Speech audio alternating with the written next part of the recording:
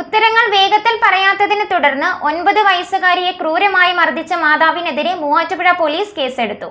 പായിപ്ര സ്വദേശിനിക്കെതിരെയാണ് പിതാവിനൊപ്പം എത്തിയ കുട്ടി പരാതി നൽകിയത്.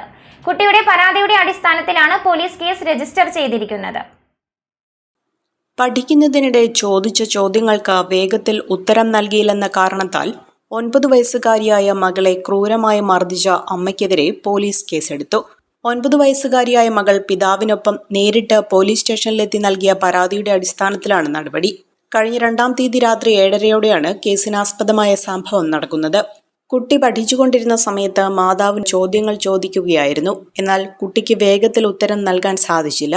ഇതിൽ പ്രകോപിതയായ മാതാവ് കുട്ടിയുടെ ഇടത് കൈപ്പത്തിയിലും കൈകളിലും ശക്തിയായി അടിക്കുകയും വടിയെടുത്ത് ഇടതുകാൽ തുടയിലടിച്ച് പരിക്കേൽപ്പിക്കുകയും ചെയ്തുവെന്നാണ് പരാതിയിൽ പറയുന്നത്.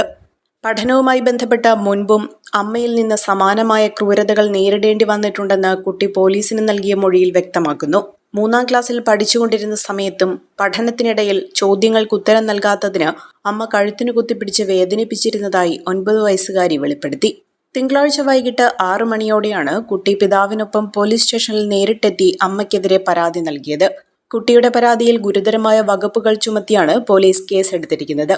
മനഃപൂർവ്വം പരിക്കേൽപ്പിക്കൽ, അപകടകരമായ ആയുധങ്ങളോ മാർഗങ്ങളോ ഉപയോഗിച്ച് പരിക്കേൽപ്പിക്കൽ, ജുവനൈൽ ജസ്റ്റിസ് ആക്ട് 2015 സെക്ഷൻ 75 പ്രകാരം കുട്ടികളോട് ക്രൂരത കാണിക്കൽ തുടങ്ങിയ വകുപ്പുകളാണ് ഉൾപ്പെടുത്തിയിരിക്കുന്നത്. കേസിൽ കൂടുതൽ അന്വേഷണം പുരോഗമിക്കുകയാണെന്ന് പോലീസ് അറിയിച്ചു.